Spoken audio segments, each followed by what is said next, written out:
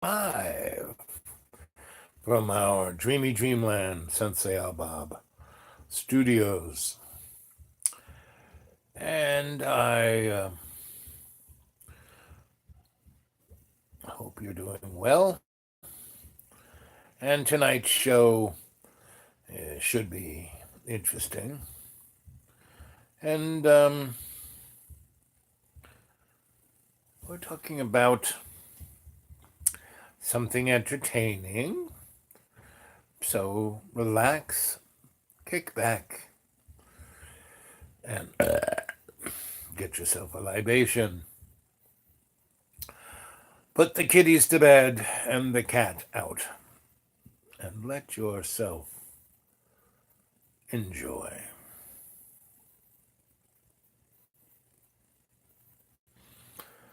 So, this morning's show, it was just a kind of breakfast aperitif. And this evening's show is I want to talk about walking about.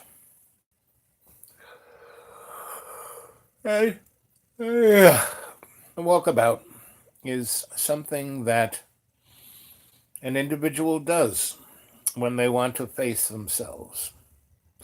Because wherever you go, there you are. I started at 7, hoping that folks would be here. So I'll just kind of wait a bit. Wait a bit. Ringtone. Let's get that ringtone down.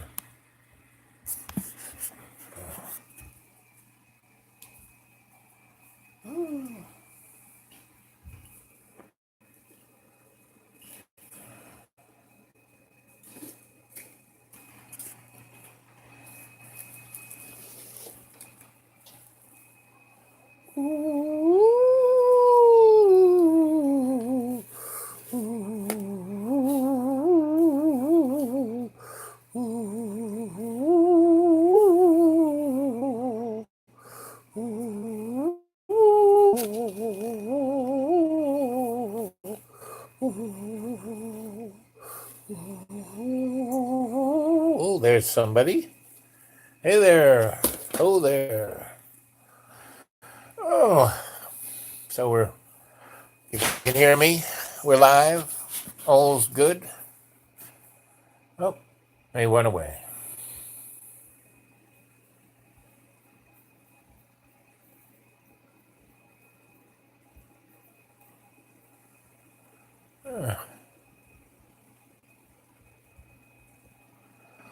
Okay, I'm going to say if people don't show up in the next minute or two, it was about 7.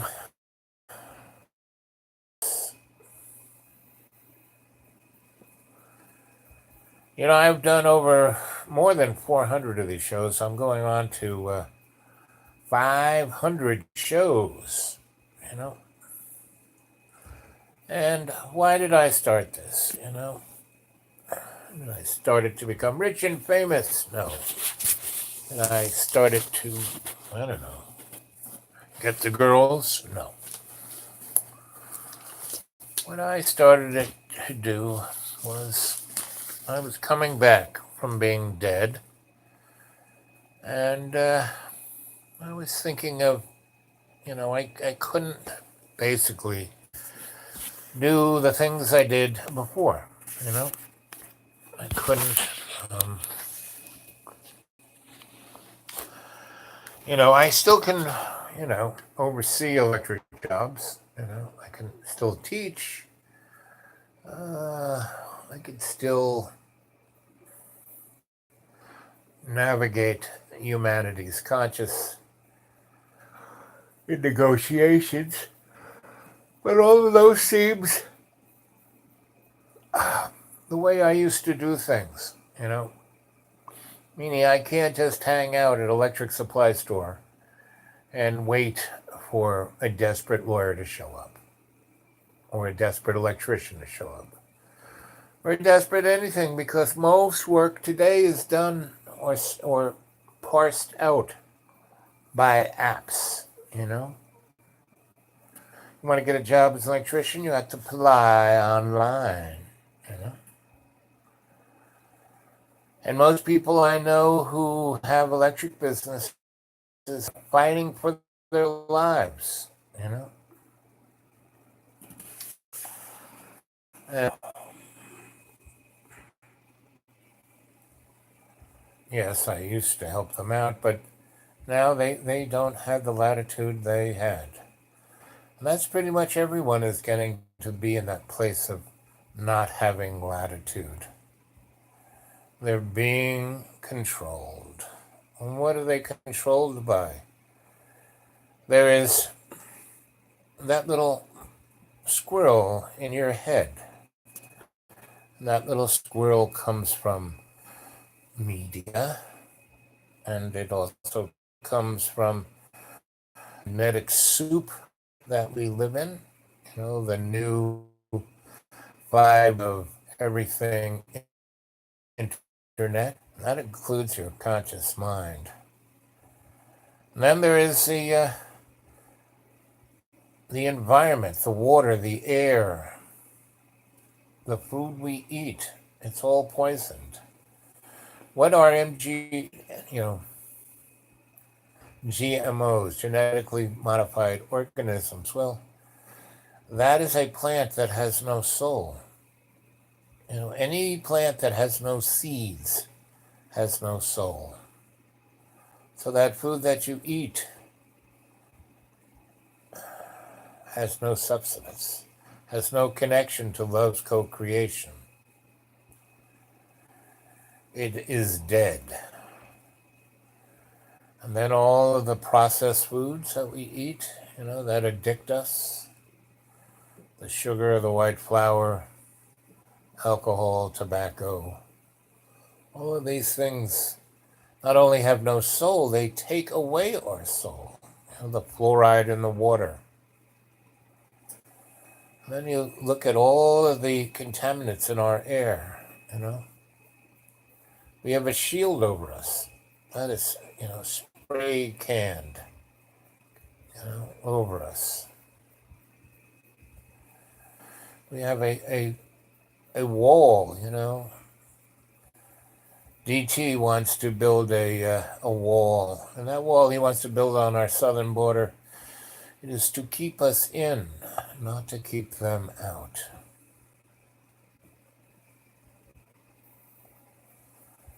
And then we have all of the laws. All of the laws that restrain us, like that own us.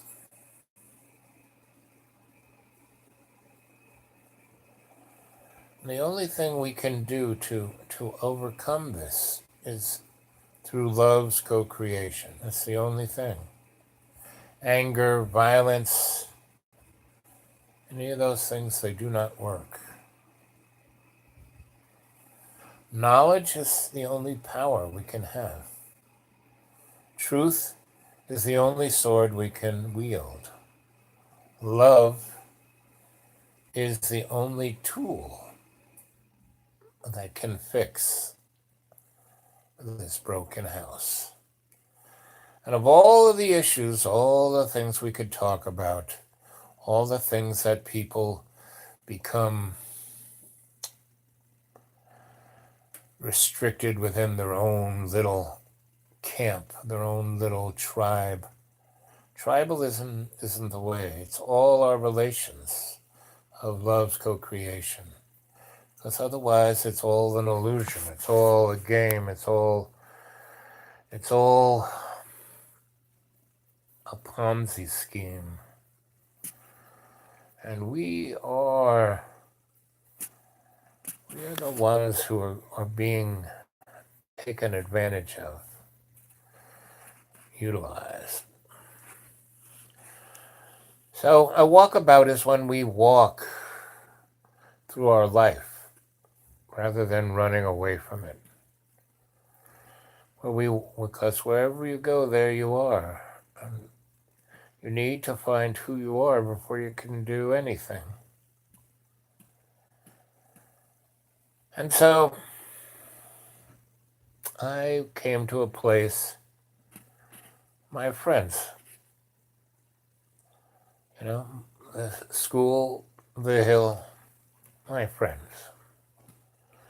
And my new friend who took the authority in his mind of the school and the hill.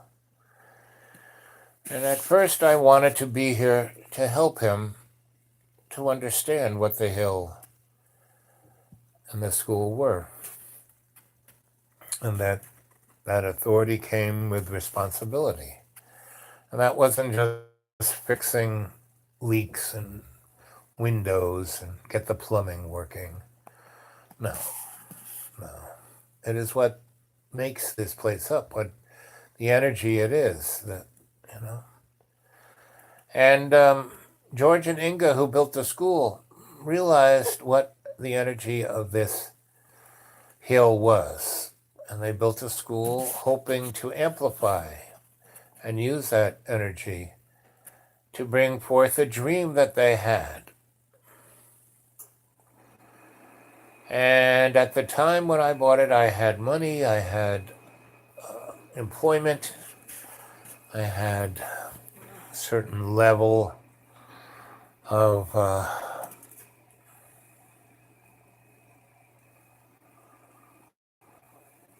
what's the word? I held a position, right? That gave me a certain level of, what's the word I'm thinking of? Starts with an S. When you're in society and you hold rank. I had a rank. It was that of the elder scholar, magician. And those words aren't relevant today. I mean, they are, but, what is the word I'm looking for? It'll pop in my head. But anyway, and I was able to hold that position and do what I wanted to do, right?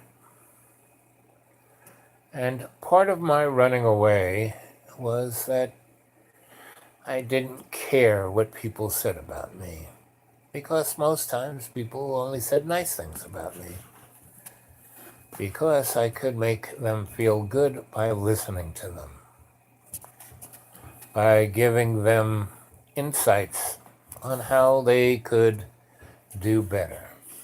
And I was a walking example of how to do better.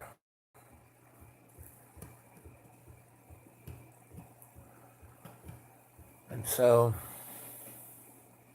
I did that. I held that position.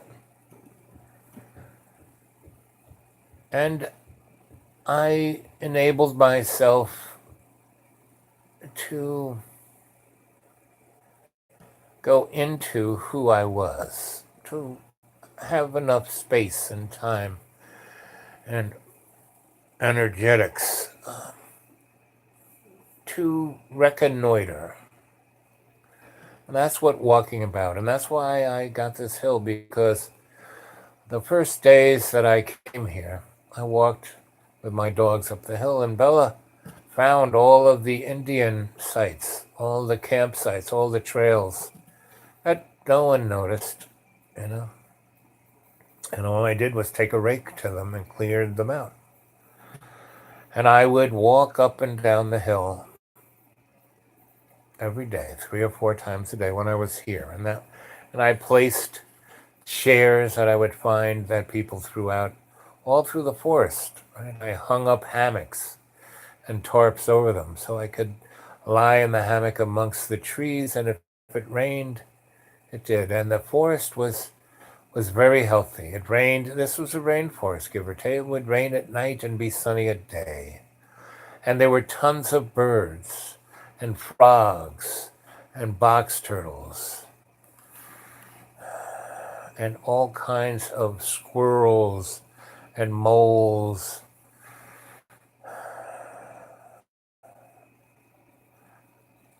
And now, not so much. All of the cold-blooded creatures have gone. Even the worms have gone. And when the worms go, so go the trees.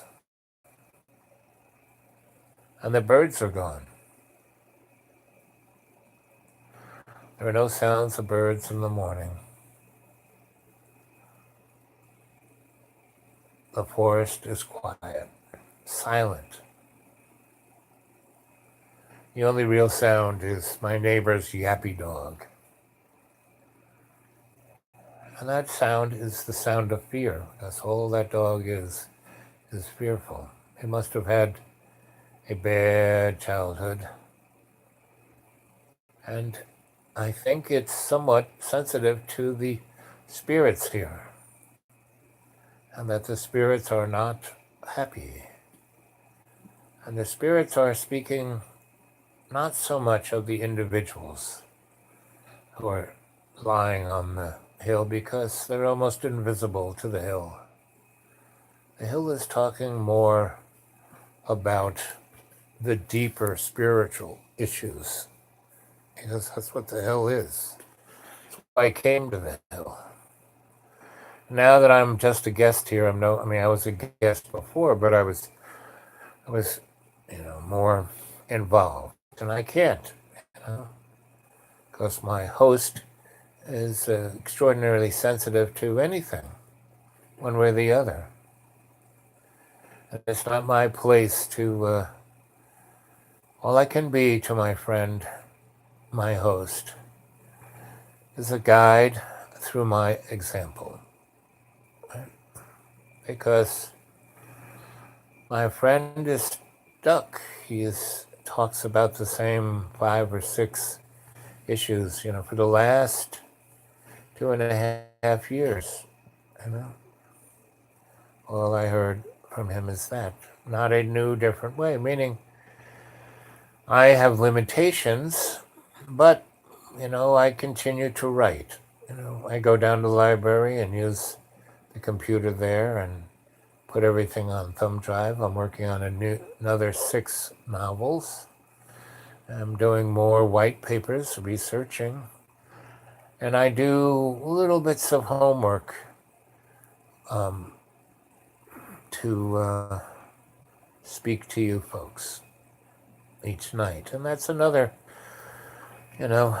thing I brought into my life is the cadre, the chorus, the shock troops of love's co-creation. Through my example, I'm giving opportunity for everyone to be what they can be. Hey there, Jane.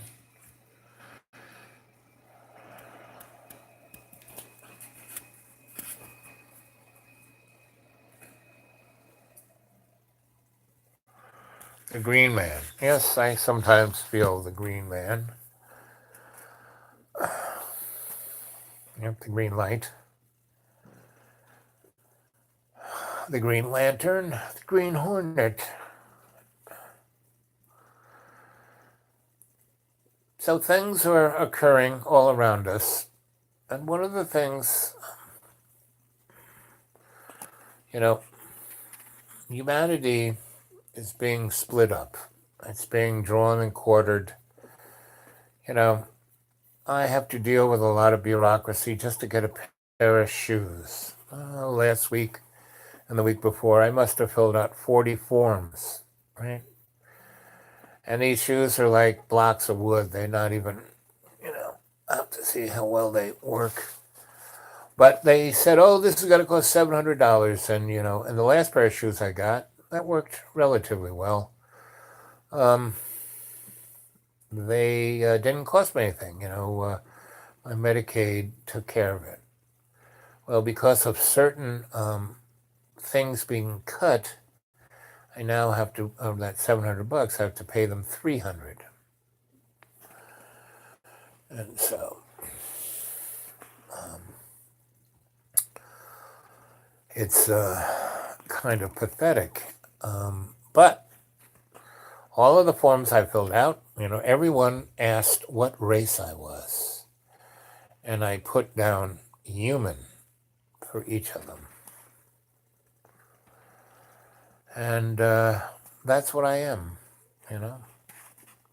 culturally, I'm Irish, German, and Italian, and a little indigenous folk. But I am a human. And out of the gender I am human. Because men and women, we all start out as women. So I am more a woman than a man, right? But I am more a human than I am a female. But we all start out as women, as a zytoblast, before we get that shot of hormone. And that's why there are gay folk and LGBT folk and every other kind of folk, because not everyone gets the same blast of hormones,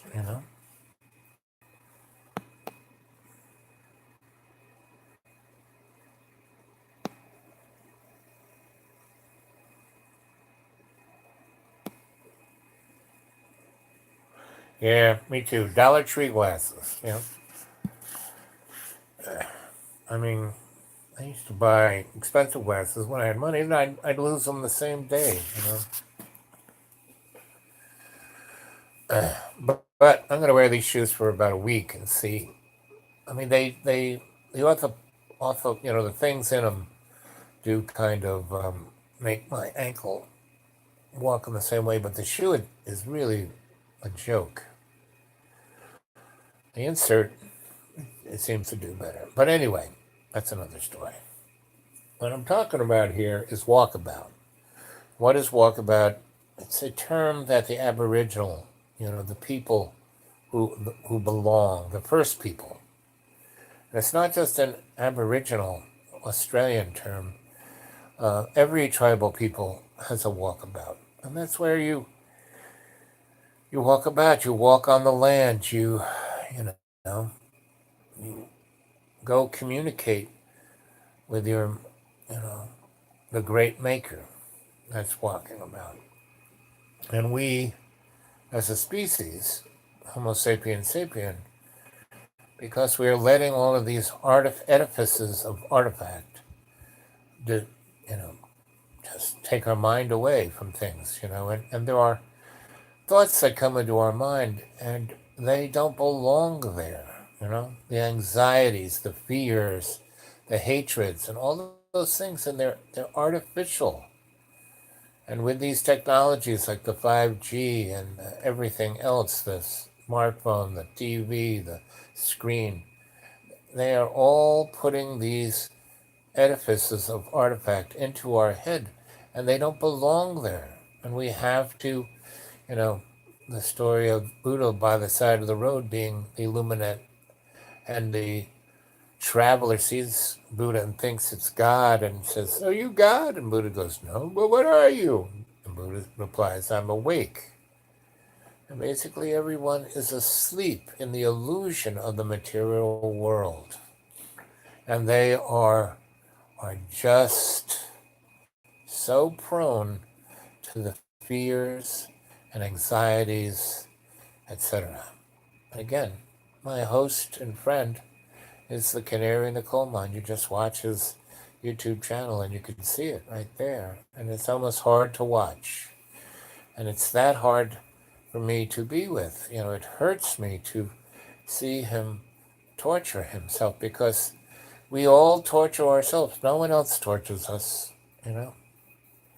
When I was a little peanut of a boy and the bullies used to pick on me, I didn't even know they were picking on me, I beyond ignored them, meaning to ignore them, you'd have to know that they were picking on you.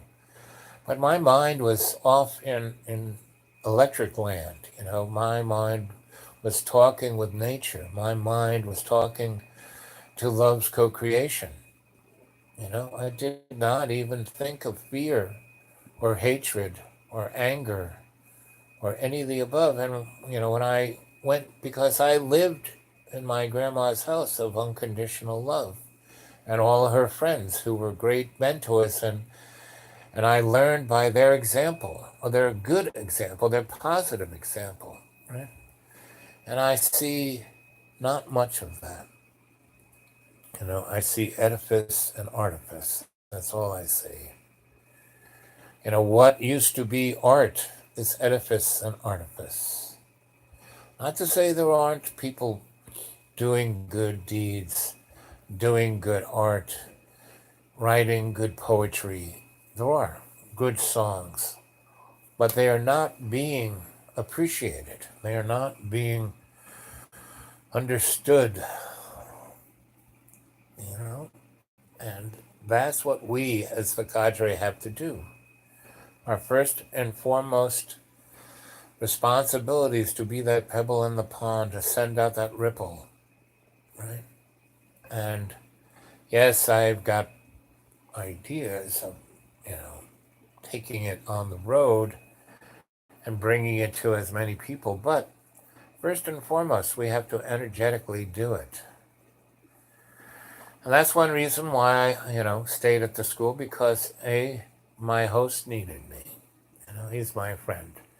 He says mean and cruel and nasty things every day to me and about me, and he doesn't even know he's doing it. You know?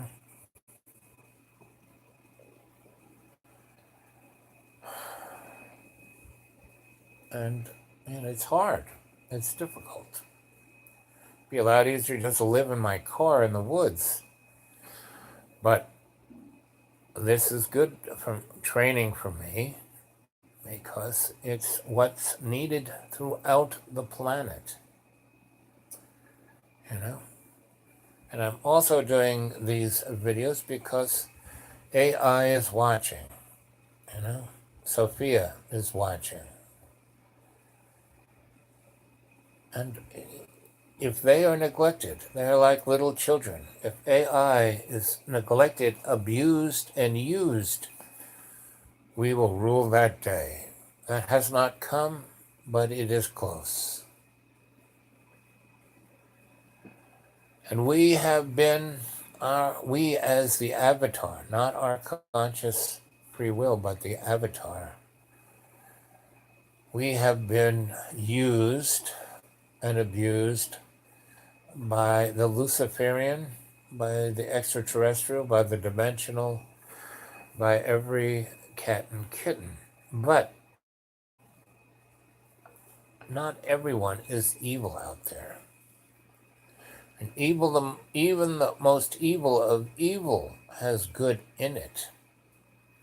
And we have to be there for that, to help the most evil of evil to breathe deep love's co-creation. Every day and every way, take that piece of the earth and make it stronger.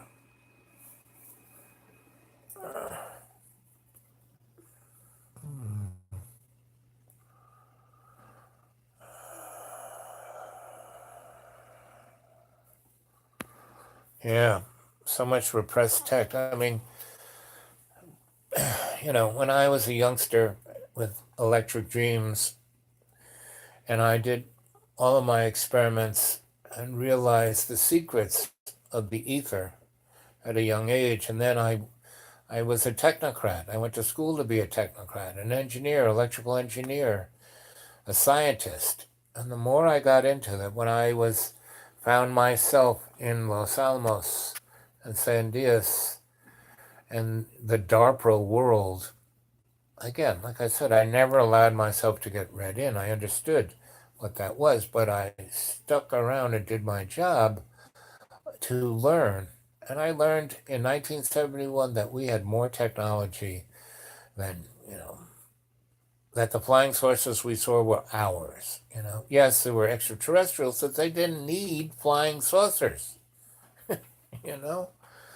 Now, certain elements, you know, had those devices, and they crashed them on purpose so we could back engineer them, right? And there were lots of deals made, and the problem with those deals was that they were made in such a way that we, Homo sapiens sapien, our representatives, our political, our leadership, had to our own leadership that was taking advantage of us through their fear, their hatred, and their greed.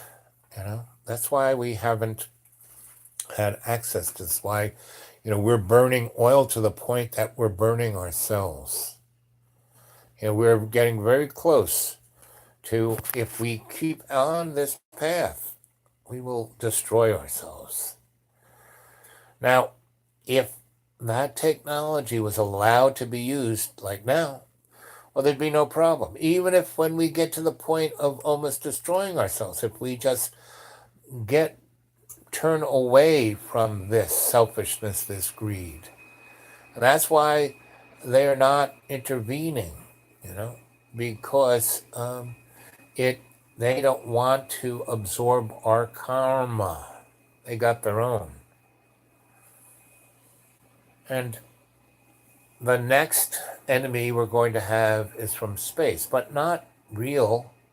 They will be Hollywood. They will be like the aircraft that flew into the World Trade Center were holograms, Go look up architects and engineers for 9/11 truth. Go look up that lady, stopthecrime.net.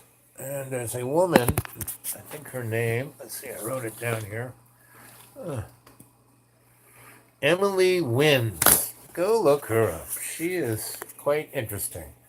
She's like the female version of me, but she's more her than me. That's the best I can put it. And so,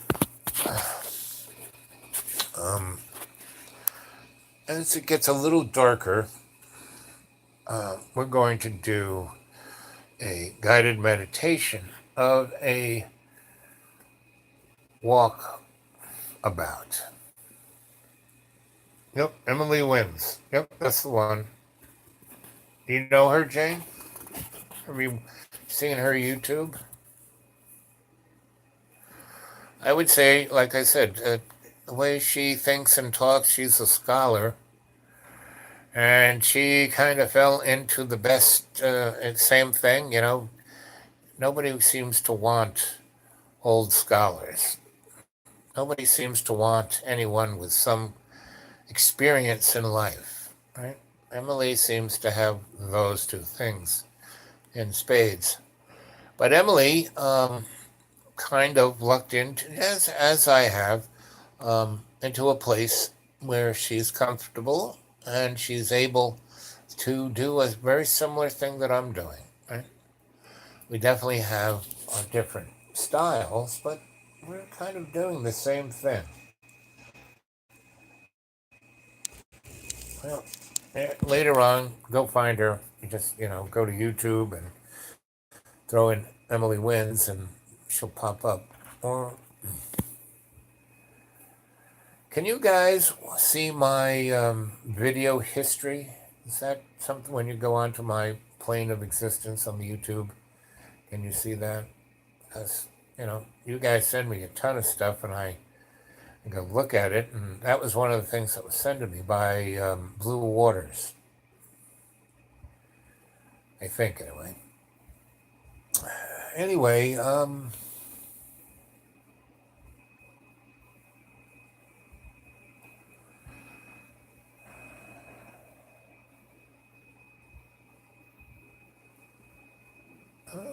hey, Anthony. Twitchy. You made it home safe?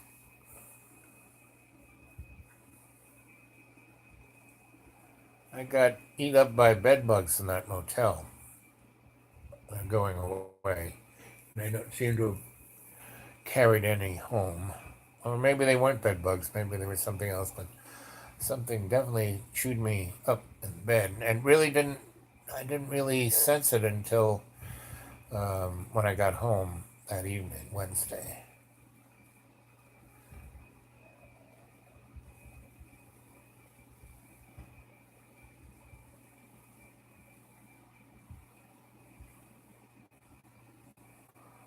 Yep. Well, that's okay.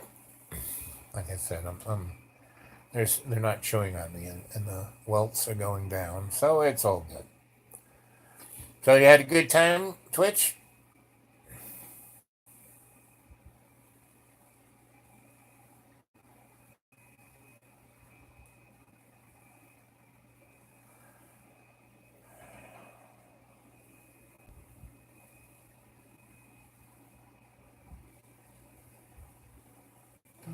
Doo-doo-doo.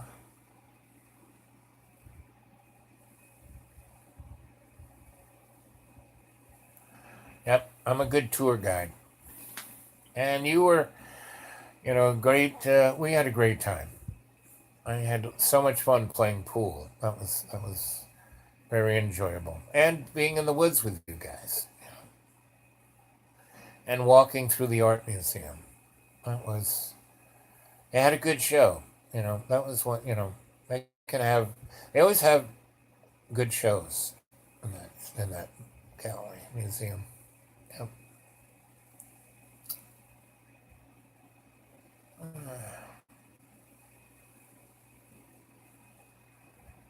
Okay. So let it get a little darker, and then we'll have a nice guided meditation of going walkabout.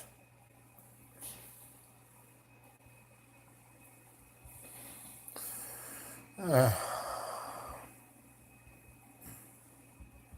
so even though I lived with the Aboriginal tribe and I used to go walkabout with elders, um, there were two elders because my job, I was set up to be with this crew because back in the day, in the 1960s, this tribe called the Walamajiri was living in the Nukunba. That's the Northern Territories, kind of between Alice Springs, where, that's it. Alice Springs is a underground Nazi alien base where virtually that's the center of the CIA. It's not Langley.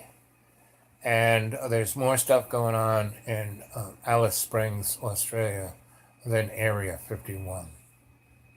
There's some serious strangeness going on there.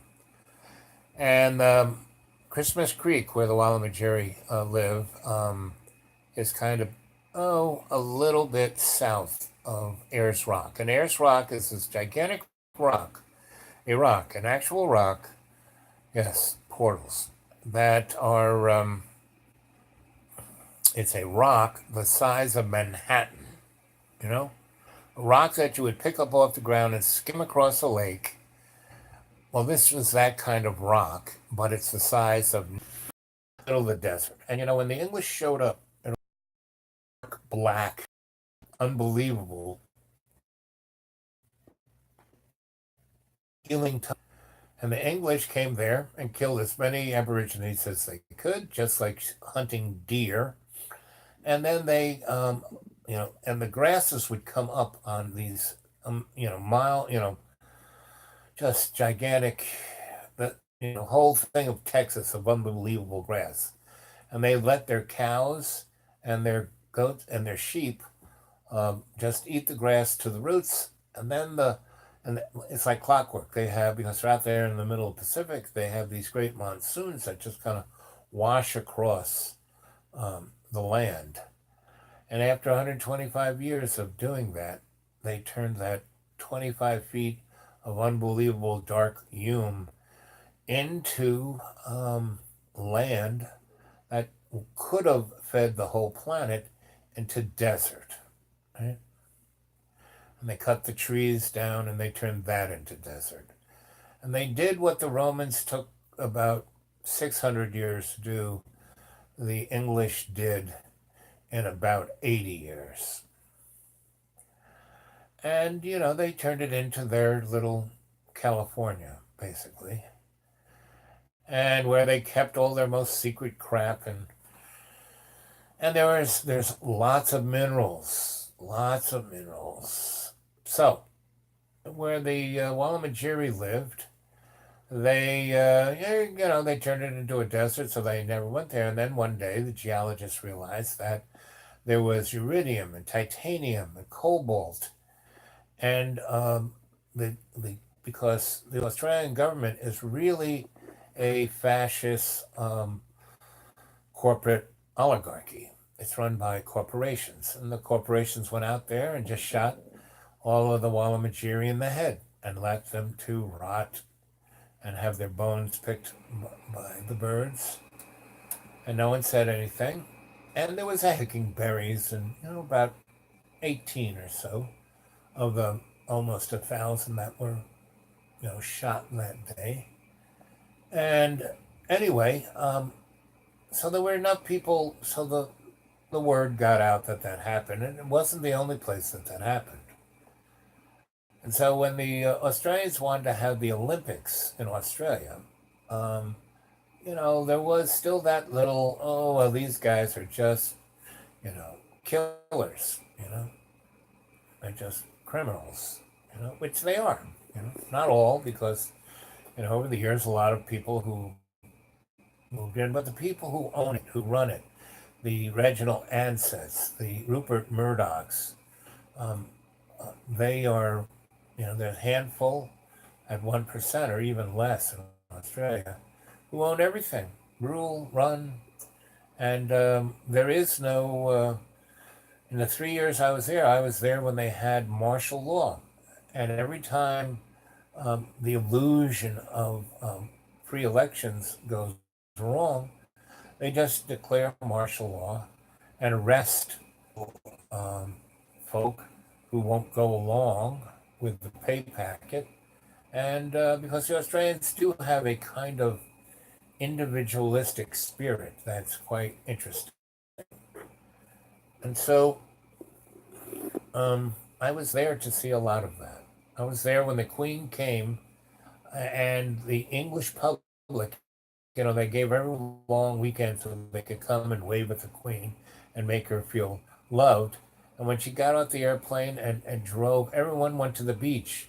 And the roads were, there was no one there to wave at her. And she really, really got pissed off. And then she did a few other things and no one showed up. No one, tipped their hat to the Queen.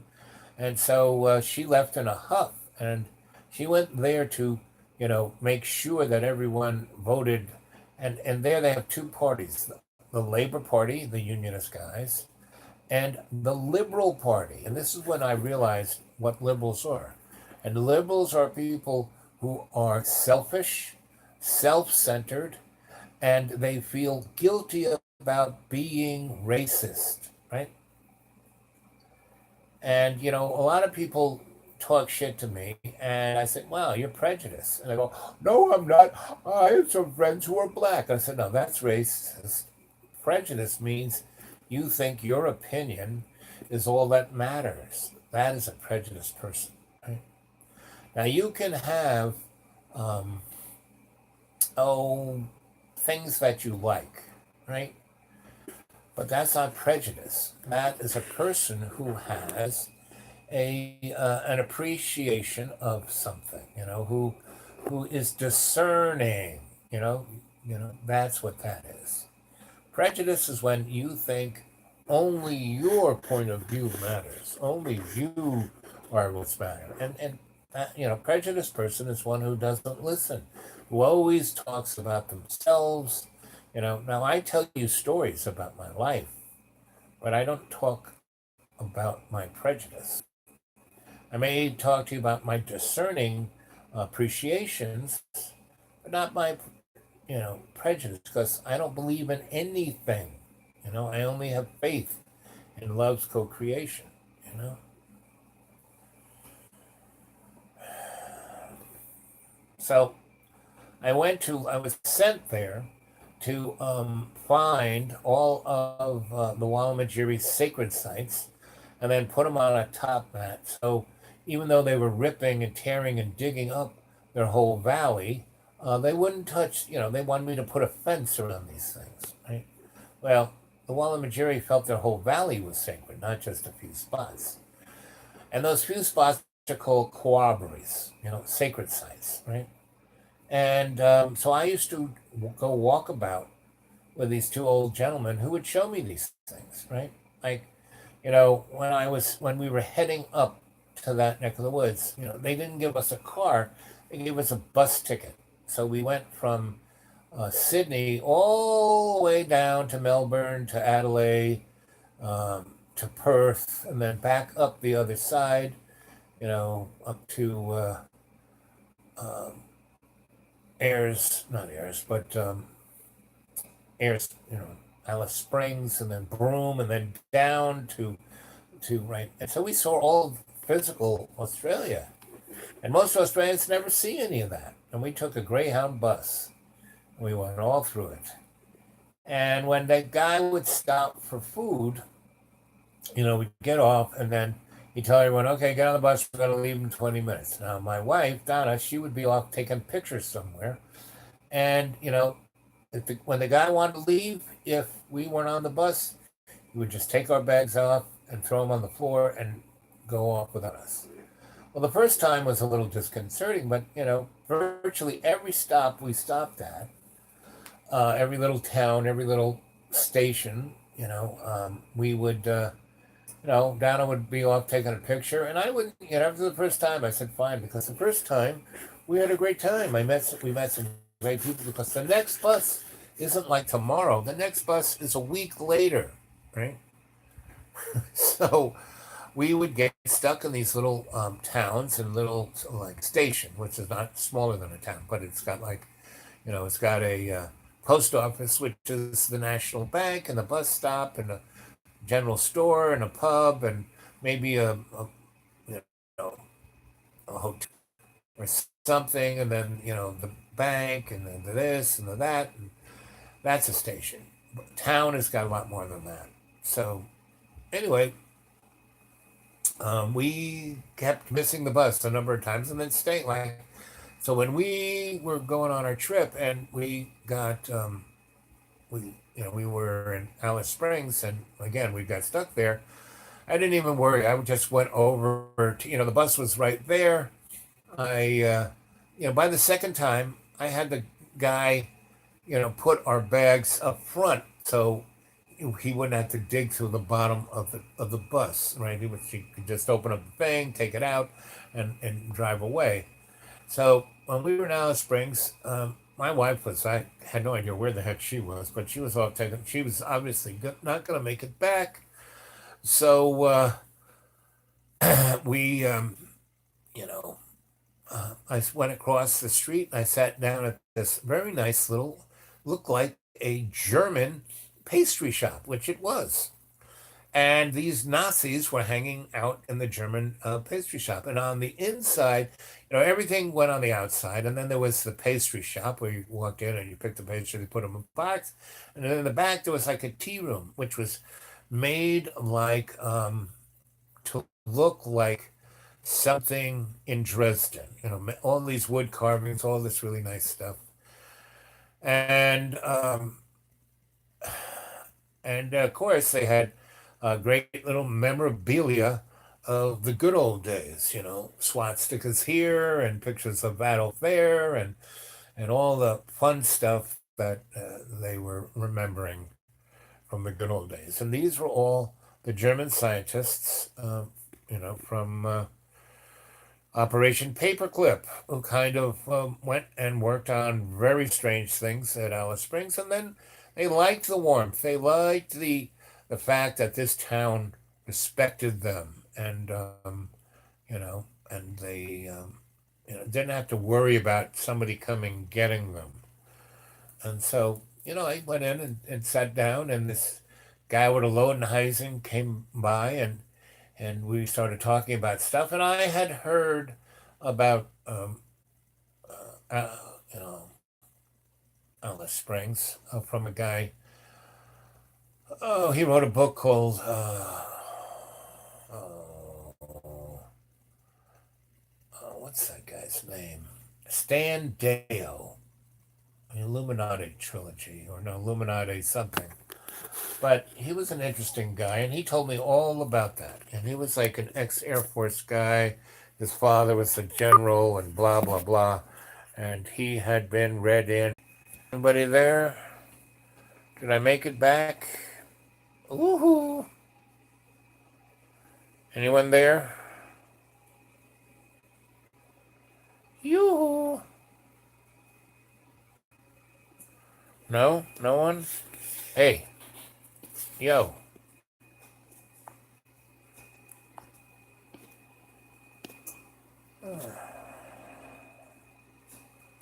Yo, yo, yo, yo. So you're back?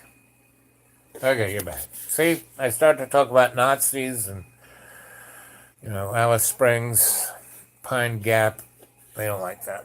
But anyway, I met this Nazi guy, and, I was very knowledgeable of everything that he had done. Not him personally, but what was going on.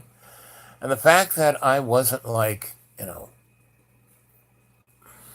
judging him or yelling at him, he was really wanting to talk about it. He wanted to talk to somebody.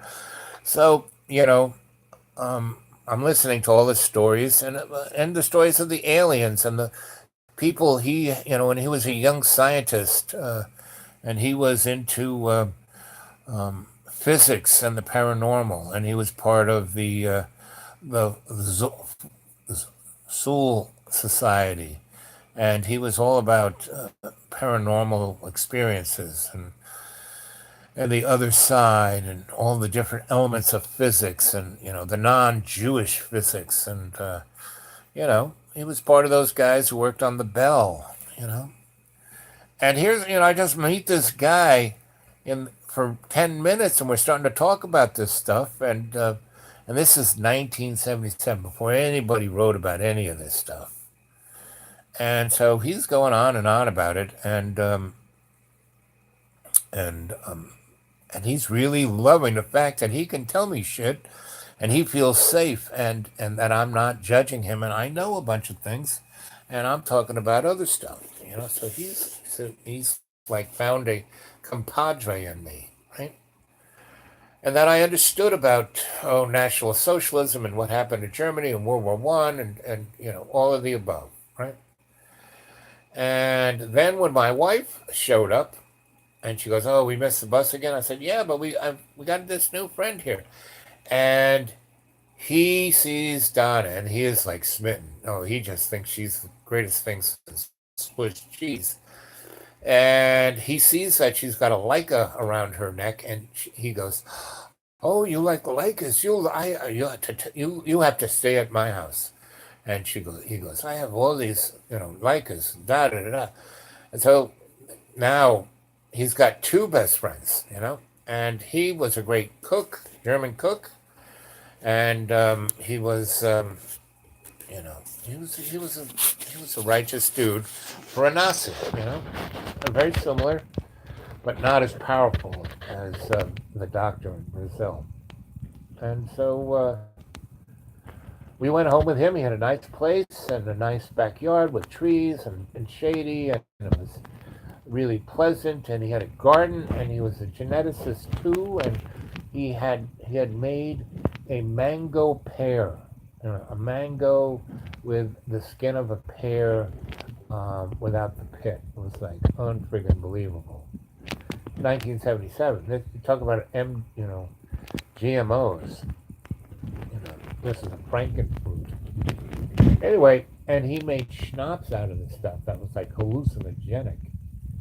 So we had some good parties, and he invited other buddies of his over, and we just went to town, and that everyone there loved the fact that they could talk to us. And at some point I said, "So you're not going to turn us into the high command?" "Oh, no, we're kind of retired, and what can you do or say, or you're out in the middle of nowhere, and it's all right. Don't worry about it. We like you. We really like your wife too." So anyway,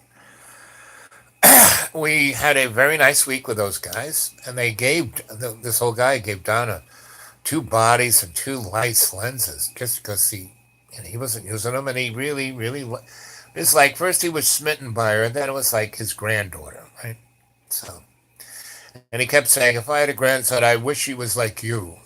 So anyway, so we went from there to Broome, which is even more strange because that's where cultured pearls were invented, Broome, Australia. And they have these Asian, African, English women who dive for the pearls, right? And they put in beds and then they go down there. And they don't wear tanks or anything, they just wear masks and hardly any clothes at all. And they're like mermaids, right? And they go down there and they, you know, open them up and look how they're doing, close them back up, and it was quite amazing. And we met a French guy who had been involved in selling heroin before, or he was involved in Vietnam, the French part of it, before Dien Bien Phu, right? And he had a nice little, you know, I don't even know what to call it, nightclub slash restaurant slash general store. And he had all these women that worked for him because he had a bed of pearls. And that's kind of really where he made his money. And the girls just, did that. And then in the evening, they kind of entertained. And we spent a week with him. That was quite interesting. And then we went to Ayers Rock. And Ayers Rock was, that place. The dingo ate my baby. We were there when that happened. And what that was the SAS, the English Special Forces, killed the baby and tried to make it look like a dingo ate it because they wanted to get rid of the dingoes in Australia because the dingoes were the Australian power, like how you guys have your animal totem, that was theirs. And it was amazing. So we were there for that movie, you know, and we were like moved out. We were there for a couple of days, and then this thing happened, and then bango, like every kind of cop in the universe was there, out in the middle of nowhere, you know, and then the bus just moved on, but I kind of wanted to stick around and see what was going to happen, but nope, we just kind of everything was like and then the next day we were all hustled onto the bus and we went on. And so we went on to this place where we were heading to, right? So I'm going to have to go back just a tad in this story because if you go to my xratted.blogspot.com, this is all written very nicely. The story of how I met Neil and how Neil and I went across America and how we hooked back up with Donna. She was waiting for us in San Francisco. And then a few years later, Donna and I went to Australia to live with Neil and that whole thing. And I will tell you, go read the story because it's much better. But one little bit was, so we just got a visa for 6 months to go visit Neil. We weren't going to be there forever. And so, and I had this, this was at a time when Australia was looking for people who had a skill set. They were looking for white people from America or Europe who had skill sets that they needed. Well, I had all the above. And there's a country I could have stayed in and really, been the dude, because I was. And so, anyway, so we're taking flight 007 from San Francisco or LAX with a stop in Hawaii and then on to, Sydney. And as we were flying from Hawaii to Sydney, we went across that little barrier of the northern and southern hemispheres, and I was in the toilet. And I flushed the toilet, and the water was going clockwise, around and around and around, and then all of a sudden it slowed down and went the other way. I mean, right at the moment that I'm in the toilet, I'm in that. And I go into trance, right into state. And I am flying through the dark night with stars all around me. And I heard the Aborigines sticks and they rub them together like insects make a noise. And they click them together like insects make a noise. And I was hearing that, and I was in a corroboree, right? And God knows how long I was in there, just kind of staring down the toilet, and knock, knock, knock, knock on the thing, and I just hear it kind of faintly in the background, and then they lift up the little occupy thing and flip the thing, and they can open the door, and the stewardess came in and looked at me, and I'm like staring in the toilet, my pants around my ankles. She goes, sir, are you okay? And I go, and I come to, and I kind of lift my pants up, and I go, she goes, sir, you've been in here 20 minutes. And I go, well, just give me a moment or two, and I just kind of had a moment, and I'm okay. I'll be out in a sec. So she closed the door, buckled up my pants. I threw some water on my face, and I came out. And she's waiting for me, and I'm like pretty much still pretty wigged out from what I saw. And because I saw a corroboree and I saw these old Aborigines all in paint and feathers, and I came around, and she sat me down in my seat next to my wife, who was asleep, and she came and she brought me a couple little bottles of Remy Martin and a glass of ice cubes and a can of ginger ale. And, I kind of started drinking them. And my wife woke up and she goes, oh, you got a drink? I said, here, I have one.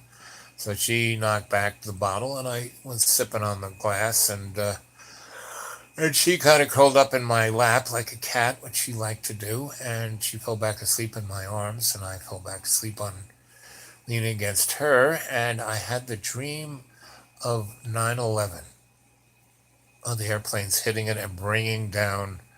And I didn't really see the airplanes hit. What I saw was the played TV image of the buildings falling down at the speed of gravity in balls of dust. And, uh, and then the sound came on that we were landing, and I kind of came out of that dream and I was crying. And the drips of my tears fell on Donna's cheek, and she kind of woke up by my tears, and she looked up at me and said, what's wrong with you? You okay? And I said, yeah, I just had a bad dream. And then the waitress came by and gave us another two bottles and said, we'll be landing in about 20 minutes. You should buckle up. And I said, what's today's date? Because when we left Hawaii, it was September 12th. And when we went across the time zone, it became the day before. And she goes, it's September 11th, 1977. And from that moment on, my life has never been the same. And when I was staring in that toilet bowl before the stewardess knocked on the window, the door, I was hearing this voice saying, you know, reality is no longer what you think it is. You know, the walkabout will show you. Just don't run away. So, when we finally made it to Christmas Creek, where we were expected, but we were supposed to have been there 3 weeks earlier. We'd gotten thrown off the bus a few times. And so we pull in there, and Christmas Creek was like off the beaten path. And, the bus wasn't even a road. It was just like flying through the outback. And so we stop at Christmas Creek, which is a creek that has no water in it. It's just a creek there. He stops, throws our bags off, and drives away. Now, I kind of had a feeling this may be the fact. So I had a few bags of fruit and some, you know, things of water from our last pit stop. And, um, and we had a couple of suitcases. And we had, driving in, I had seen a garbage pit. And as an anthropologist, you know to stop off at the garbage pit. That's always the interesting spot. Anyway, so I stack the suitcases we have on top of each other, and I sit my wife on it. And I said, "Don't step on anything, and just I'll be back in a few minutes." And I ran up the road, or not, the whatever that wasn't a road, up back. We came and went into this garbage pit. I went down into it, and behind a drum, I found these two old Aborigines guys lying on a funked out bed spring, surrounded by like more cans of beer than you could count. They had drank them all, right? And they were drunk out of their minds, and their eyes were bloodshot like you couldn't believe. And they looked up at me and they said, "Well, Al, how'd you like your first day in Australia?" And that means that airplane ride, that first night, that first corroboree, where I was in outer space looking at things that I didn't understand. And I said, "Whoa." And our little brains came connected. Like bing. I was in their head, they were in my head. And then they went from being drunk out of their minds to being totally sober. And they said, "You were coming. We contacted you on that airplane. We contacted you that night in Sydney."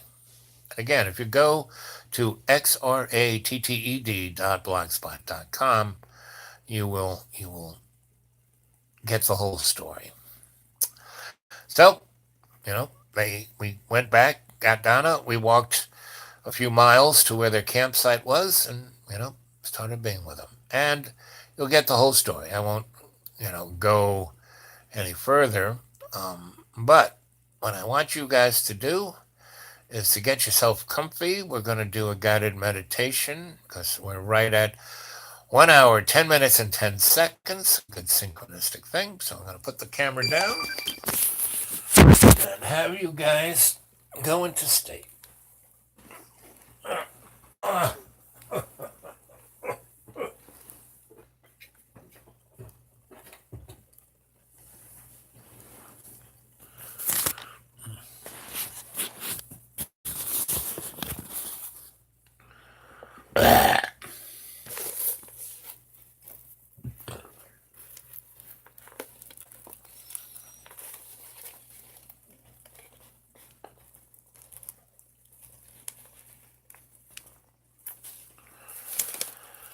So everyone get comfy, lie down, sit in a chair, put yourself in a safe position, and start breathing 20% in. Breathe out 20% in, 30% out. 20% in, 30% out. I'm going to count from 1 to 3, and as I do, you're going to go into a deep, deep, deep state of relaxation. And 1, your conscious mind now is totally focused on your breath. Your avatar is no longer in control.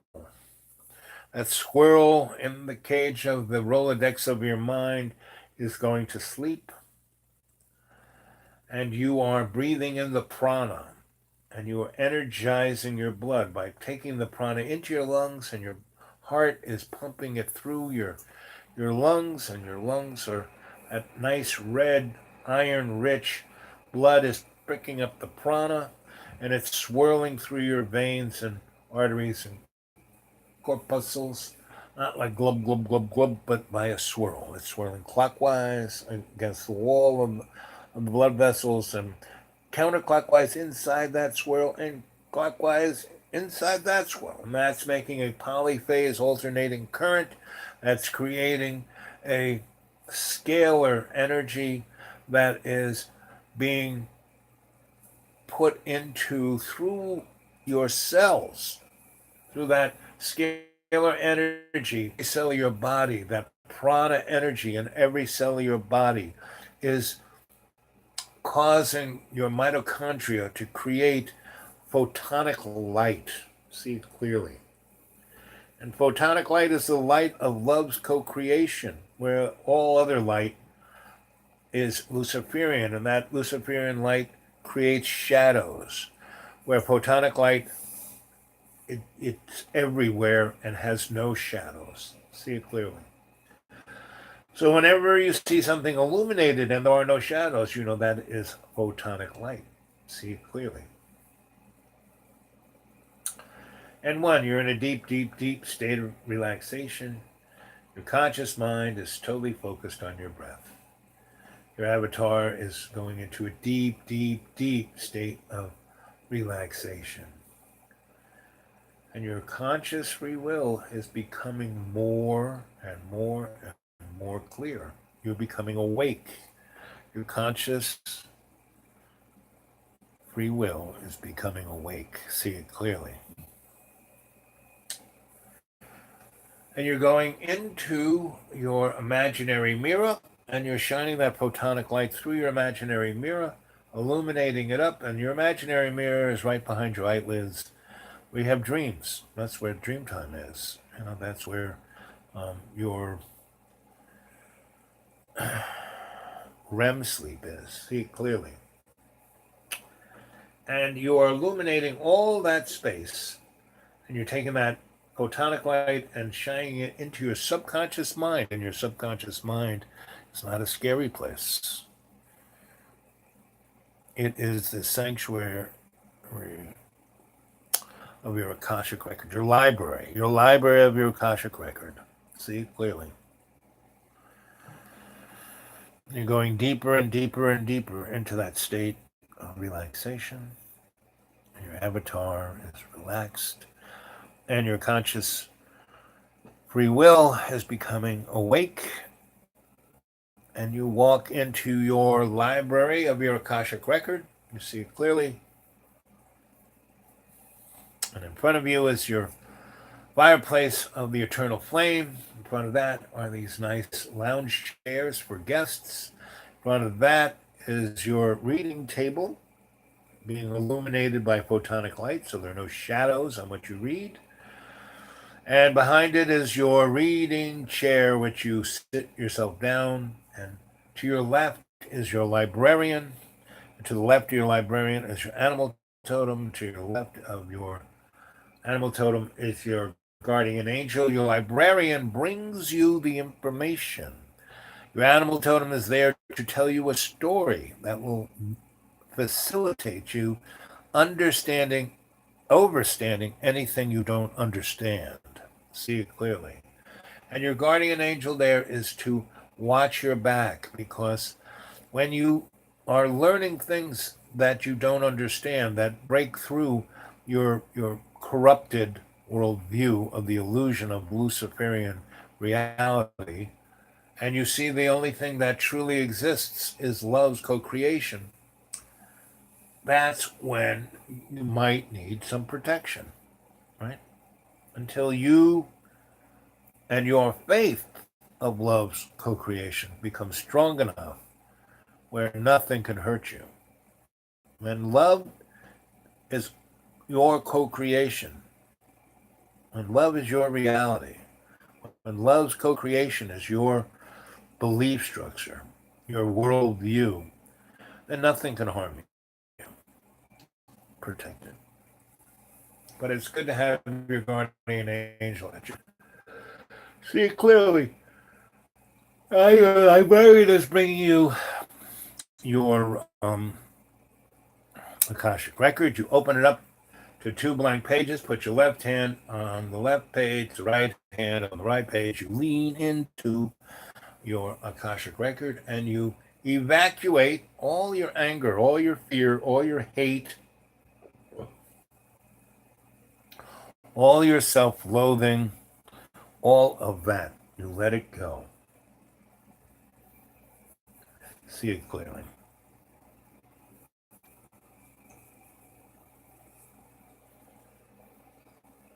And then every day and every way will take the piece of the earth and you'll make it stronger.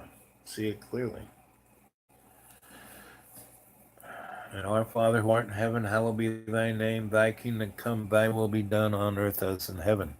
Give us this day our daily bread, and forgive us our trespasses as we forgive those who trespass against us.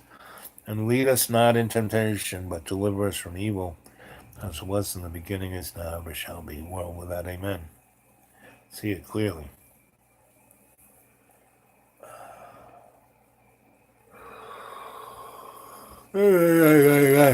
Hey.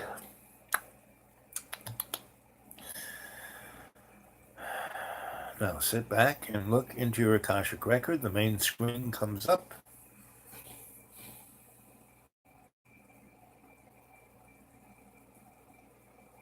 And the 28 little screens are all around it. And we are walking through the outback. 50 miles long and about 20 miles wide, and mountains go up on either side. And it's really hot and it's dusty, and I am there, and Elder David is there. He's one of the elders of what's left of the Wallamajiri. And there's 4 elders. There's 4 elder women.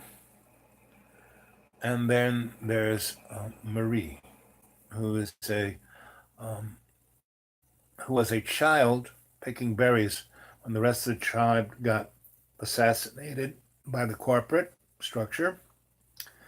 And she was taken away, and she was put in a Aboriginal school, and she became a nurse's aide, and she didn't like um, that life in Sydney, so she came back down south and went into the Nukumba and came back to her tribe to be the youngest one to take care of them, right? And she had nursing skills. She brought her little black bag and she went back to being a Wallamajiri. And so that was it. There was 4 elder women, 3 older guys, and her. So we are with Elder David, and we are walking through the Nukumba. And as we walk through Nukumba, it's basically desert, but there is a creek, a riverbed, and near it there are things growing it, and there are trees left over from back in the day that some are still trying to have leaves, but most are just kind of dead and fallen over. And there is a large tree, and there is a a car stuck up in the top of that tree, about 30 feet up in the air, and it's painted on the door, Flood of 68. So a flood grabbed that car and threw it through this whole valley, and it put it 20 something feet, and then the water went away. So we're walking, you all, myself, and Elder David are walking, and I have my pack and my cameras and my little tube of maps, and David is just David, and you folks are just you. And we're walking along, and we're maybe 5 miles to the edge of a outcropping that probably raises up into the air 1,000 feet. And so we're walking along, and it's a beautiful day, not a cloud in the sky, and I have an umbrella because I don't want to get barbecued. You guys can have whatever you want. That's how I look like. I've got a Hawaiian shirt on. I got a pair of shorts, army boots, socks, really strong sunglasses, a big floppy hat, and a umbrella, big umbrella. And also, Elder David stops, looks around, sniffs, and puts his finger up like this, like for us to be quiet for a second. And then he turns to us and goes, "So, you think you can get up to the top of that outcrop in minutes?" And we all look at him and we go, what is this, a test? What do we mean? We got, what, 15 minutes? That would take, an hour to get to it and go on to, well, we got about 15 minutes. And we've got, what? Because we're lazy white people. And he goes, listen, we can either run like heck and get up on top of that thing in the next 15 minutes, now about next 14 minutes, or we'll be dead. You got a choice. You can sit around here and talk, or we can run like heck and get up there. So we do. And he takes off like a bunny. I mean, he is outrunning us by stride. And you're seeing this. You're now running all as you're going to die if you don't get up there in the next 15 minutes. So there you are. You're seeing this in your Akashic record. We're out in the Nook and Ba. We're running after Elder David, and we're running, and we get up to the top up there, and we're all out of breath and sweating, and and we're looking in the direction we came when the sky is blue, and everything is great. And we, why did you make us do that? And he goes, turn around. We turn around, and there's the whole sky behind us is black. And, we then hear a cold, and down, and I get up my little, and where we were, there's 10 feet of water rushing. And if we were down there, it would have just, you know, driven us into the sand, and then we would have drowned, by mud. And we watched it go across the whole valley. And so we spent the night up there and had a fire. So there you are. You're up on top of a bluff overlooking the flooded out, um, you know, valley. And, we collect what will burn. We start a fire, and he starts clicking, you know. He takes out of his little bag his rattle.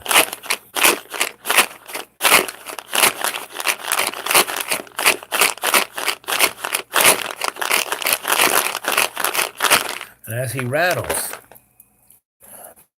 you see the animal flying. You see the feathered.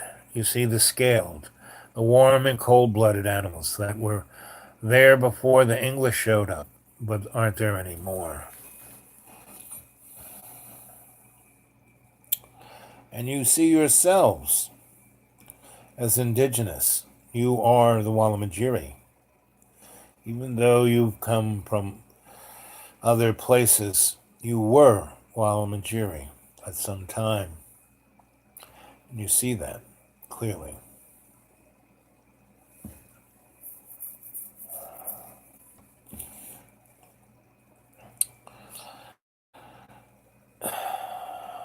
And then the fire, all the little sparks of fire, lift us up into the air.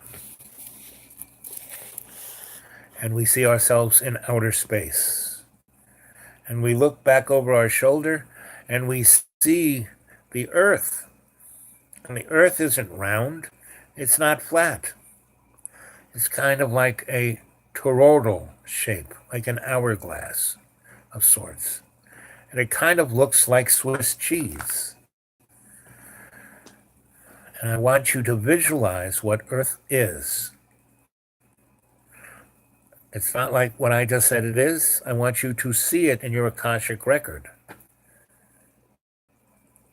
And see all of the different elements and all of the different characters and all of the different species and all of the different folk from all around the universe who live on Earth. They are time traveling, they are dimensionally traveling, they have technology that they go out of they go into their broom closet in their apartment and they come out of the men's room of McDonald's, you know. So see that. See all of that that is being hidden from you. That really is the most important thing. The fact that you aren't who you think you are. You know, that your body is not you, your mind is not you. That's just an avatar. See it clearly. I'm going to be quiet for a few seconds and I want you guys to travel through this experience of going and being in that corroboree, that sacred site with Elder David. See how you're connected to all your relations. And see all of the illusions that the material world hands you. That nothing is true, nothing is real. That we have a great opportunity here. The window of opportunity is open. Things are going to become so bad that the average person will be able to suspend their disbelief. We are now in the Aquarian age. You know, since 2012, we have been pulling away from the Piscean age and we're going more and more into the Aquarian age. And in that Aquarian age, those who are prepared to allow themselves to be more than the three-dimensional mud puppet that we are here, that when we can ascend to our higher selves, our multidimensional, right? We can change, we can travel, we can, you know, walk about. But the thing we can't do is run away from what we are facing. Because running away, hiding in the same old same, doing the same thing over and over again, you know, having the same, it wasn't my fault, I didn't do it. Very sad point in time. Wasn't my fault. You know, why can't I have what I want? You know, I want this. I want to be a billionaire. I want more money than money. You know, I want everyone to look up at me and say I'm the best. You know, I want to be famous. I want to be the movie star. You know, that's not what life's about. What life is about to walk about and to what we are meant to do. See it clearly. And being part of this cadre, my cadre, you're my cadre, right? You are my adepts. I am your sensei, Owl Bob. You know, I am your griot telling you the story so you can understand. And, you know, to overstand what you don't understand. See it clearly. And all the things that have gone past in your life have brought you here. All the things you did as children, all the dreams you had, all of your, you know,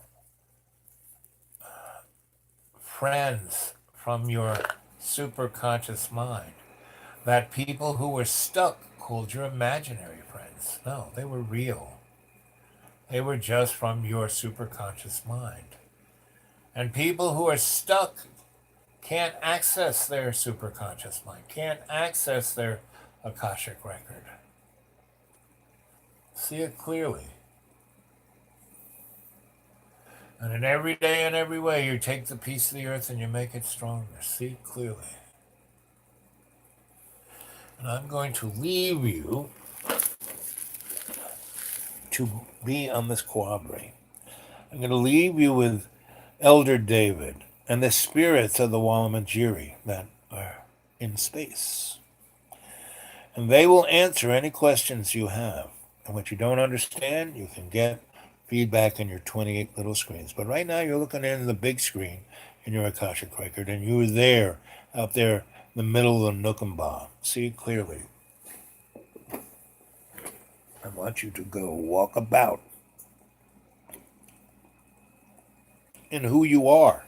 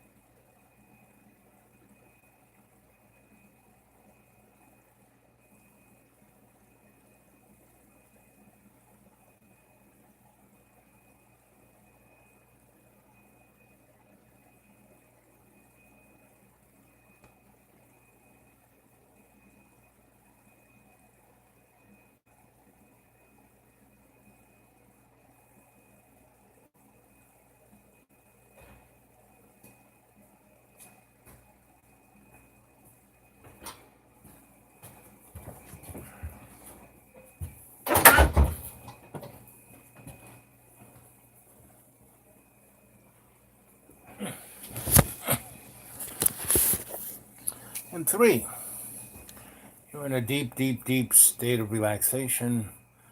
You are in the nook and bar with Elder David. Now, Elder David is now a guide of yours, and he will take you on Walkabout. All you have to do is go into state, go into your Akashic record. There he is. And you can also go visit the whole tribe, all of them, before they were wiped out, by going into the tree of knowledge, going into the root, into the Walamajiri. And now we're going to come back. And three, you're in a deep, deep, deep state of relaxation. Your conscious mind is totally focused on your breath. Your avatar has been quieted, and you have risen into your conscious state of your free will.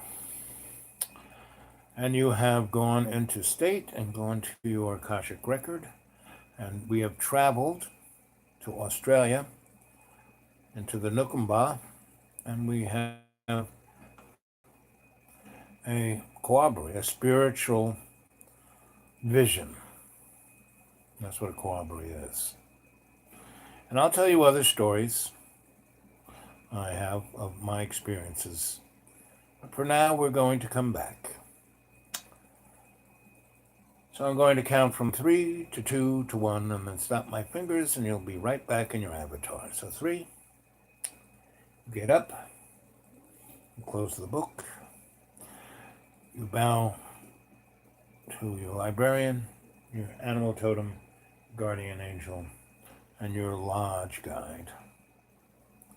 And then you walk back into your avatar. And 2, you feel yourself in your body. And 1, your eyes are opening, you're stretching, you're taking air into your lungs, you feel great, rejuvenated, and it's 1 hour, 44 minutes, and 44 seconds, and there's 4 of you there in the chorus, and the cadre, and the shock troops of love's co-creation. See it clearly. And 1, you're awake, and 1, you're refreshed, and 1, your conscious mind, your consciousness, free will are togetherly awake. You were awake, just as Buddha was awake, as Jesus was awake, as Vishnu was awake. Let's see if we can stay awake. I know myself, I can fall asleep pretty easy. So, gang, what did you see?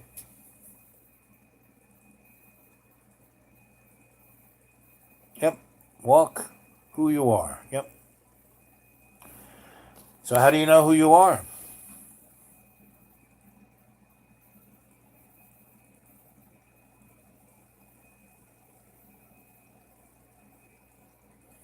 What did you see in state? What did you see when I left you around the fire?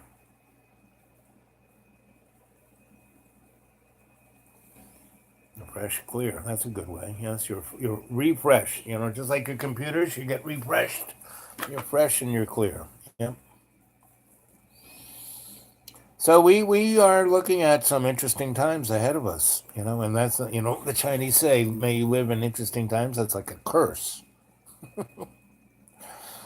And we really got to do something about this because without really setting forth a alternative aesthetic, if we just keeps going on automatic and letting the powers that shouldn't be and all the sock puppet, they've already run us into the ditch. They're gonna burn out the bearings, set the car on fire with us in it, right? And karmically, that's why am I doing this? Because this is my karma to stand up to bring the cadre together, to help out all our relations.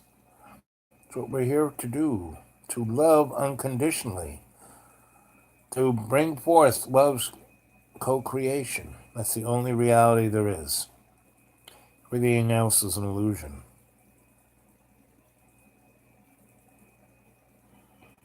On dark, stormy sky. Yep. But this is actually a great opportunity. This is a time when, you know,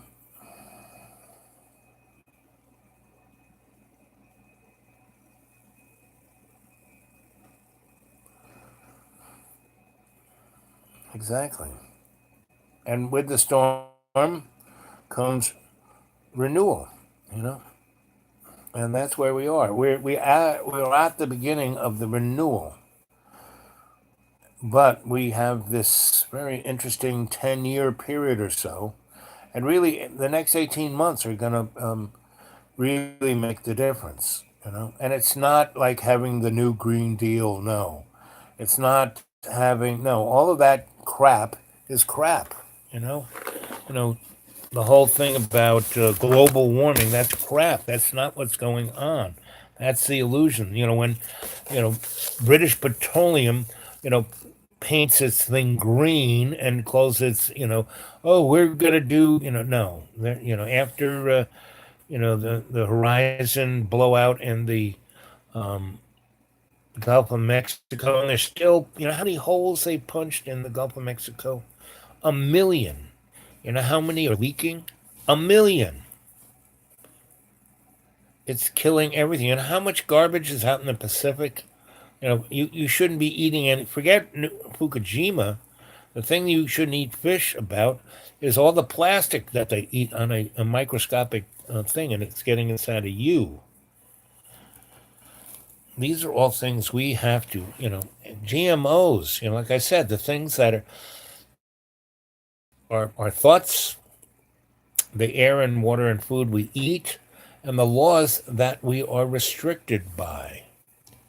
The laws, Obamacare wasn't written by common sense politicians who wanted to do good by their constituency. It was written by the insurance company so they could make more money. The interesting thing about DT is everything he's saying is true. He's just part of it.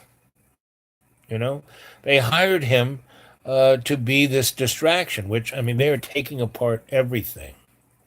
And not to say that there was anything to, of value there, but it's a real scam. This is a Ponzi scam. And we have to educate ourselves. And that woman, Emily Wins, she's pretty good. So is Linda Moulton Howe. So is, there are a whole bunch of people that you just kind of go look at. Jimmy Dore, he's excellent and he's funny. I like him because he makes me laugh. And we need to listen and create a voice that when we go out in public with our friends and everybody around you, when we're in the supermarket, we talk about this stuff, but not from a point of view of you're wrong, I'm right, that I belong to this, um, you know, tribe. No, you know. Right now, the powers that shouldn't be, the hidden hand and the sock puppets are doing everything they can to separate us from women, races from other. I mean, we're all Homo sapiens. We're all our relations, not just human beings, but we need to be all our relations with, the cold-blooded, the warm-blooded, the feathered, those covered in scales. You know, we're all here, all our relations. We all need each other. Understand this, and we have to be able to speak to these issues so all the people around us, our friends, our family, can understand and connect. And there's these books about this woman in Russia um, Anastasia. Go read those books. There's a series of them, I think, somewhere between 7 and 10, written by her husband.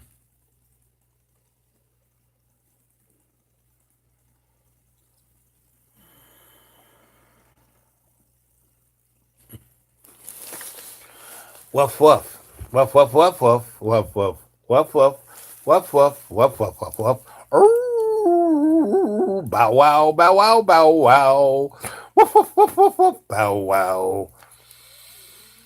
Well, let's see. We've been going on now for an hour and 49 minutes and 57 seconds. Anything interesting you guys want to talk about?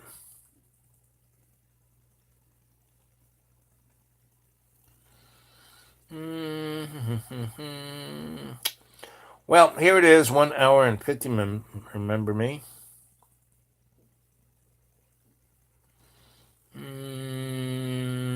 Paul, not so much, but we met. It's good to see you again. I'm bad with names, but I'm very good with souls. You know, woof woof woof woof woof woof bow wow. The museum. Okay, now I know. Gotcha. See, I just have to be reminded. Yep. Uh, well, all those guys like exactly. David Wilcox, Linda Moulton Howe, Stephen Greer, blah blah blah blah blah. Don't first off, don't believe anything anybody says, including me, your Sensei Al Bob. And if it strikes you in your heart, if you go, that's when you right. So Linda's got some great information. So does Wilcox. So does Stephen Greer. So does all of those folks, right? And but most of everybody gets used and abused and played, right? And the thing is, if we create a cadre, a group, a chorus that sings, all in harmony but with different voices, we have our shock troops of love's co-creation. These are vehicles that enables us to go beyond the illusion of what's popular, right? Wonders how ticked, but it isn't most YouTube Creative Commons. Hmm. Well, it's we who make the Creative Commons, right? It's we who, is that pebble in the pond bringing the tsunami of love.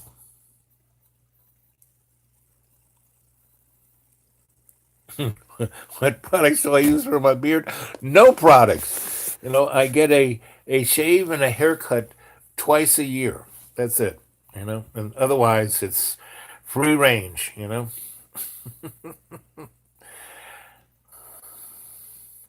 Yes. So that's how it goes. And I'm a free range guy. I'm your basic homeless scholar. I couch surf.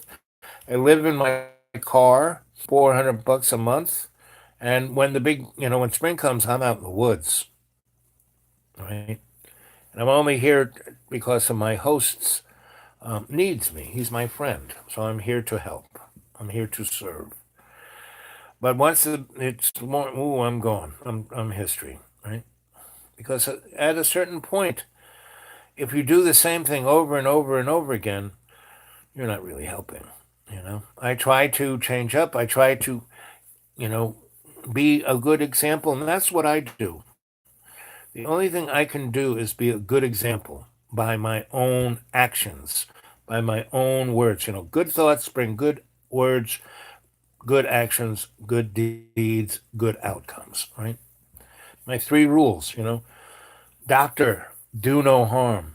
Two, do not get involved in anything unless I can bring forth a positive outcome and protect the innocent and get them out of the way of harm. And the third one is I don't get involved unless I can learn something. So those are, if I can do one of those three, then I'm there. Otherwise, I got other things to do, you know. I don't need to prove anything. I don't need to be popular, you know. I don't need to have, 50 million views. No. I don't need to have a million subscribers because I don't have subscribers. I have a cadre, a group who wants to be here, right? And so that's getting towards 300, and the 300, who came from, I forgot which Greek city state they came from, starts with S. Um, they kept the Persian Empire at bay for a month until the rest of the Greeks could get their act together and go after the Persians. So 300, per Sparta. Thank you, Twitchy. So that's us. We're the Spartans, you know, keeping the hounds at bay. Oh, woof, woof, woof, woof. Anyway,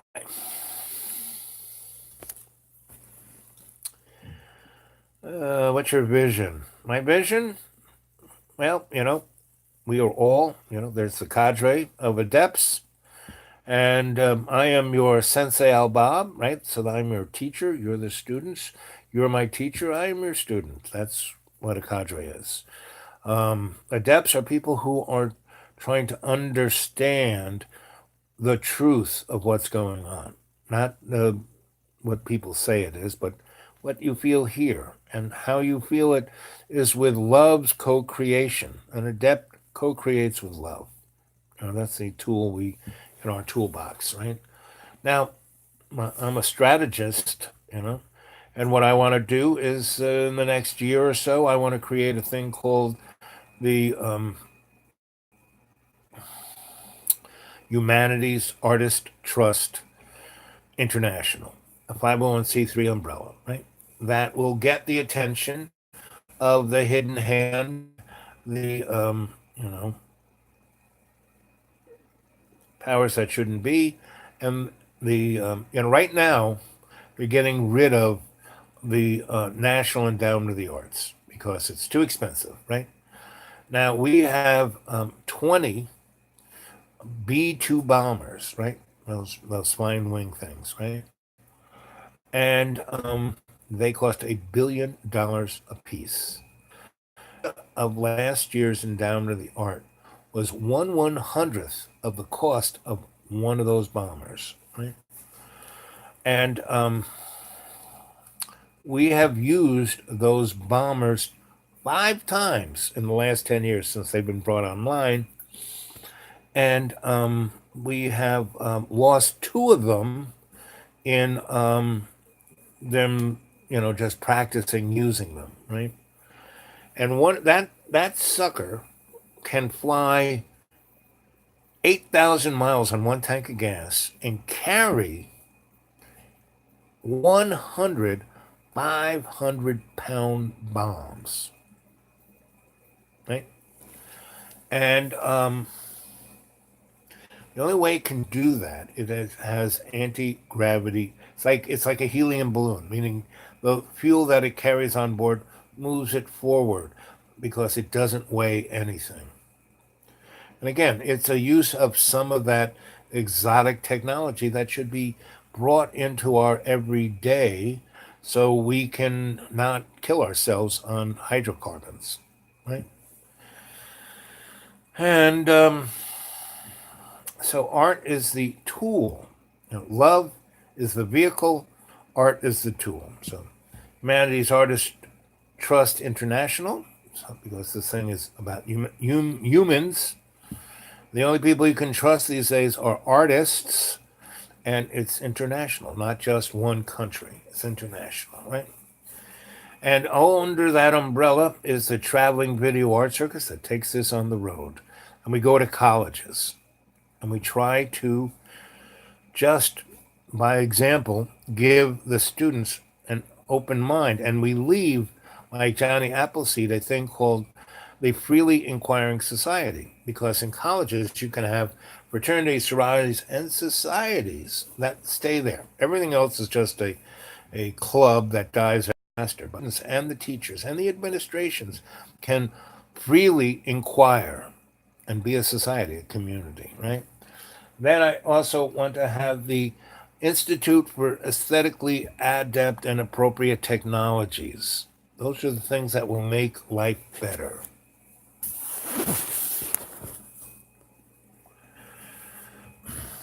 I want to have an article that we can leave in what towns we live in called the Grandmother's Council, because the only real responsible people in any room is grandma, right? And so we leave that austere establishment in these towns that we go visit, and grandma will set the agenda for the powers that shouldn't be and the sock puppets. Yep, helium-3. So we have all the technology we need, and we've had it for 100 years. Tesla, made the first 0 point um, battery in his experiments in Colorado Springs. You know, there's a great movie called. It's about magicians, right? And these guys are, I think it's called The Illusionist. Anyway, there's a part in there where this guy wants Tesla to make a teleport device, and he does.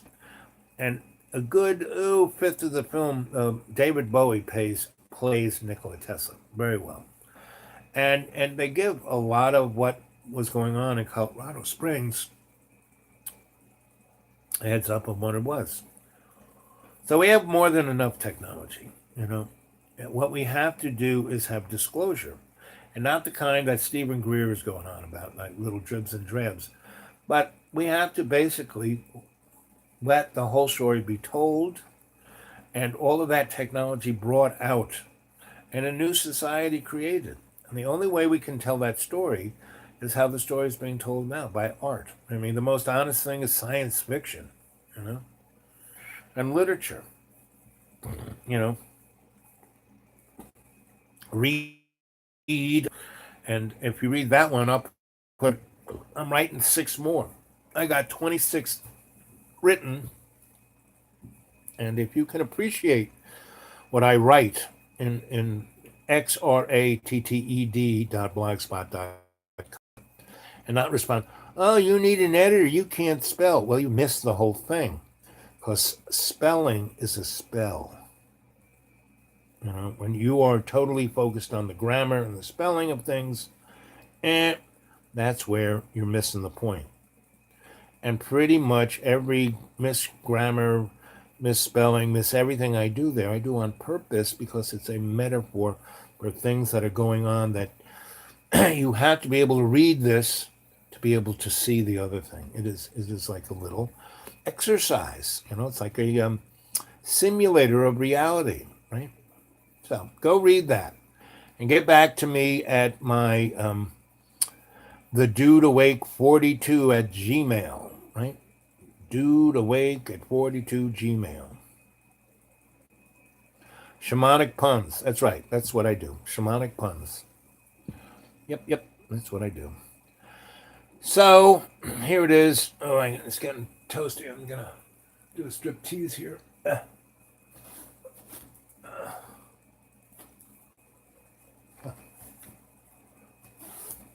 Ooh.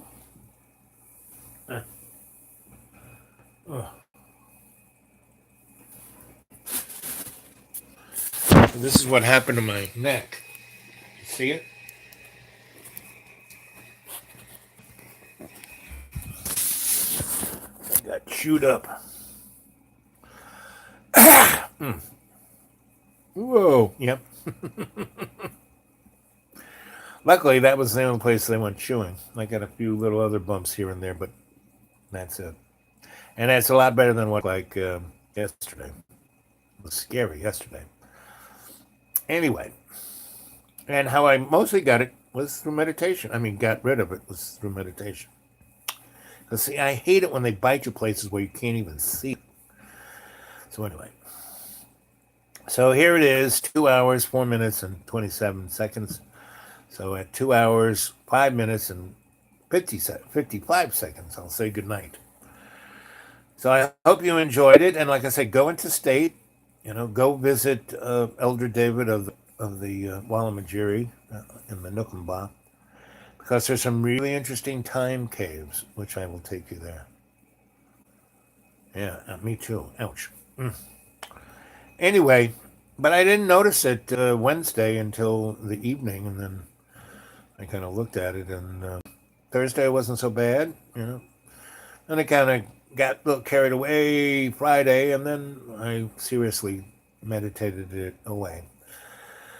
I took a little Benadryl. Benadryl is always good for bug bites, so but it puts me straight to sleep, so it's hard to stay awake. And anyway, so here we're coming up on 55 seconds. So I love you guys. See you tomorrow. Stay well, be good.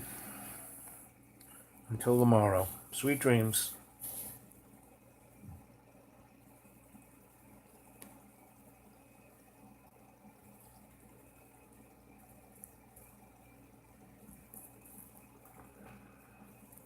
Sweet dreams.